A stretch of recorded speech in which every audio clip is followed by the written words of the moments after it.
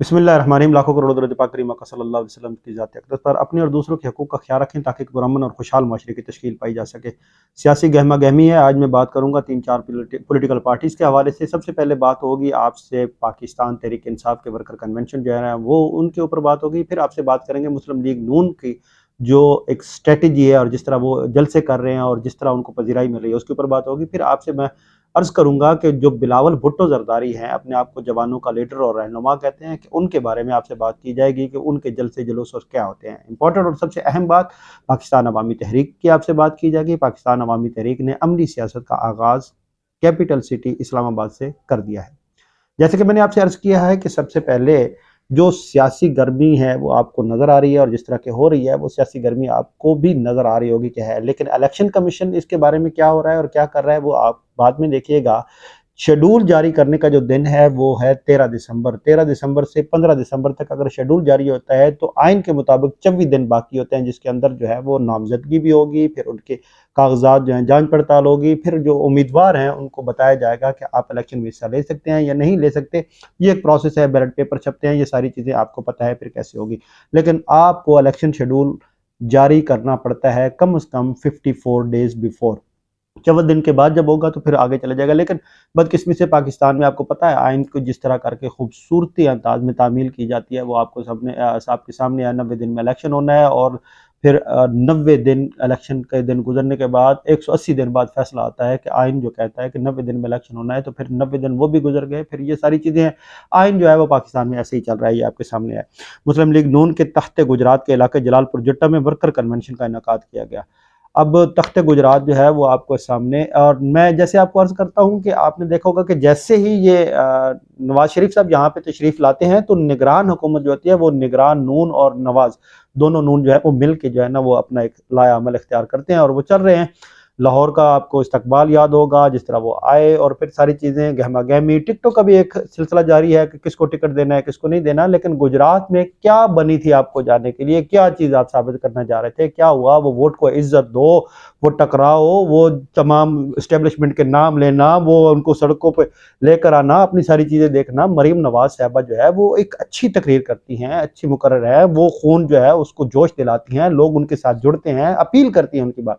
लेकिन जब ये जलालपुर जट्टा में आप गई और वहाँ पे आपको बहुत सारे लोग नजर आए होंगे, वो आप सबने देखे हैं, और वो मुतमिन उनके सामने तकरीर कर रही थी, चंद कुर्सियाँ थी, खाली जगह थी, और जो सामने लोग थे सिर्फ स्टेज के ऊपर एक जलसा हो रहा था जो आप सब लोगों ने देखा।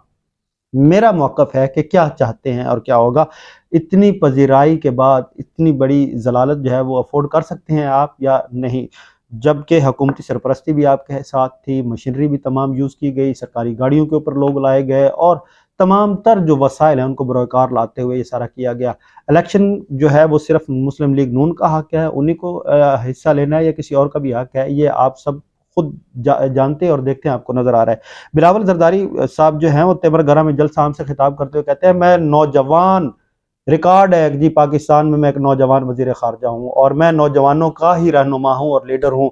और बिलावल जरदारी साहब एक अच्छी शोहरत रखते हैं अपने बारे में कि वो नौजवान सियासतदान है, बाहर से पढ़ के आए हैं, लेकिन जो सियासत में उन्होंने ग्रो अप किया है, जिस तरह करके आए हैं, वो सबके लिए जो है ना वो तकलीफ़ का बायस है और तशवीशनाक है। आप बेशक नए और नौजवान वज़ीर ख़ारजा थे, लेकिन जो वज़ीर ख़ारजा जिस तरीके से बने वो आप सबके सामने होना चाहिए। आपने एक मूव आई, वो जिस तरह मूव आई, एक सिटिंग गवर्नमेंट को जो है आपने हटाया, ठीक है, ये आईनी एक काम था, लेकिन 16 जमातें मिल के आई, फिर जो एक बंदर बांट हुआ उसमें किसी को कोई ख़जाना मिला, किसी को जो है ख़ारजा मिला, किसी को दाखिला मिला, तो किसी को एजुकेशन मिली, तो किसी को सेहत मिली। सब ने अपने हिस्से की जो है ना वो गठलियाँ उठाई और दौड़ पड़े। और जैसे ही आपको वजारत ख़ारजा मिली तो आप एक अपने वज़ीर मुमलिकत के साथ जो जिनको एक्सपीरियंस भी था, आप पाकिस्तान में कम और बैरूनी दुनिया में ज़्यादा रहे और आपने ऐसे ऐसे मुल्क में दौरे किए जिसका हमें पता ही नहीं था। मुझे सबसे ज़्यादा बात जो है वो नज़र आती और जिसको मैं हाईलाइट करना चाहता हूँ वो इंडिया का दौरा था आपका। क्या ज़रूरत थी हमें जाने की, वहाँ की क्या नाम नामी हमें मिली और क्या इस्तकबाल हुआ, कितना हमने वहाँ पे जाके लोगों को ये बताया कि ये चीज़ें हैं, वो जो पजीराई हमें मिली वो वज़ारत ख़ारजा में शायद किसी को ना मिली हो। और जो PTI के जलसे हैं वो आपके सामने। PTI अभी तक जलसे नहीं कर रही, क़यादत उनकी जो है सारी रूपोश है, जिनको लोग जानते हैं, जिन्होंने इलेक्शन लड़ा अव्वल तो जो टिकट होल्डर थे, जो मिनिस्टर थे, जो पिछली हुकूमतों में थे, वो अब सारे गुम हैं। नए लोग हैं, सिर्फ एक शेर अफजल खान मरवत साहब हैं जो वकील हैं, और वो ही KPK में एक ऐसा वर्कर कन्वेंशन का सिस्टम चला रहे हैं जो आपके सामने है। उनकी कॉर्नर मीटिंग्स या वर्कर कन्वेंशन जो है उसके ऊपर भी जो है ना काफ़ी रुकावटें खड़ी की जाती हैं, लेकिन फिर भी वो कामयाब होते हैं और वो बाहर निकले हैं। अब कुछ चीज़ें जो है ना वो बड़े परेशान कुन हैं और उनके ऊपर क्वेश्चन मार्क हैं, मेरे कुछ उनके ऊपर तहफ़्फ़ुज़ात भी हैं, खुदा न करे कि वो ठीक हों, लेकिन हैं।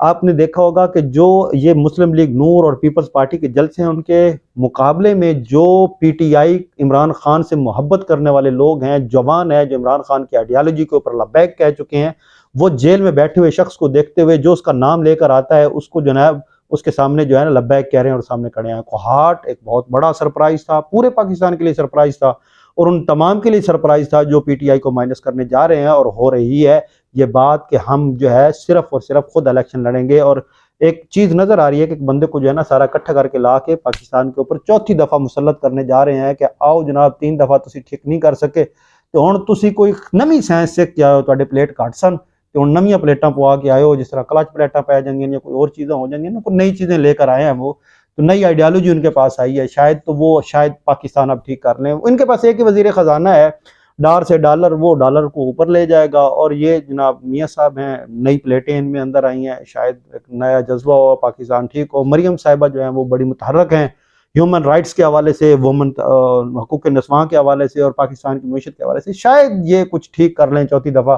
पर वो क्या कहते हैं, हाय पशिमान का पशिमा क्या होना, जब सारा कुछ हो गया तो अब क्या है। अब चौथी बारी भी पंजवीं बारी भी हर बारियां तुहाडियां ने, बाकी आवाम दी ना कोई बारी ते ना कोई पुछण वाला। ਤੁਸੀਂ ਸਾਰਾ ਖੇਡ ਸੋ ਸਾਰੇ ਕੁਝ ਤੁਹਾਡੇ ਕੋਲ ਹੀ ਸਾਰਾ ਕੁਝ ਹੈ। ਇਹ ਪੰਜਾਬ ਜਿਹੜਾ ਉਹ ਤੁਹਾਡੇ ਨਾਂ ਲੱਗਾ ਹੋਇਆ, बाकी कोई भी नहीं आ सकता। ये देखने ਹੁਣ के ਹੁੰਦਾ ਅੱਗੋਂ। ਤੇ दूसरी बात, हम अवाम पाकिस्तान पार्टी, ये जी एक पॉलिटिकल पार्टी है जिसको नया नाम जिसने लिया है, पहले बाप था अब हाप है। हाप मतलब कि पहले बाप था बलूचिस्तान अवामी पार्टी, तो अब ये जो है ये हम अवाम पाकिस्तान पार्टी यानी कि HAPP हाप। अब बाप जो है वो तो आपको पता है बाप किधर गई, और हाप जो है ना अब ये क्या हप हप करेगी और किधर जाएगी।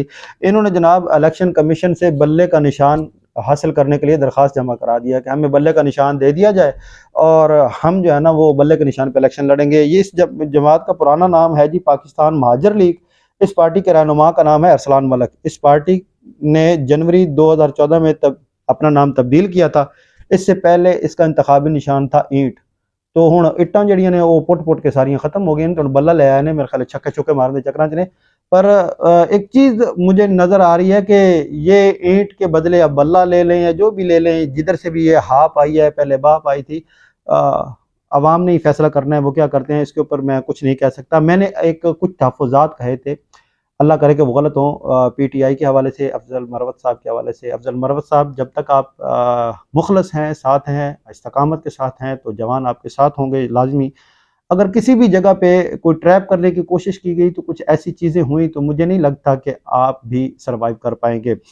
ये जो जुनून और ये जो जज्बा नज़र आ रहा है ना, वो सिर्फ़ और सिर्फ एक नज़रिया है और एक बयानिया है। मैं उस जलसे में एक बंदे को सुन रहा था, वो कह रहा था कि इमरान खान को पहले हमने वोट दिया है, अब वो हमारा मुर्शद है और हम उसके मुरीद हैं। ये आप सब ने सुना होगा। अब जब इस नहज पे लोग चले जाएं तो फिर वहाँ पे कंप्रोमाइज़ नहीं होता।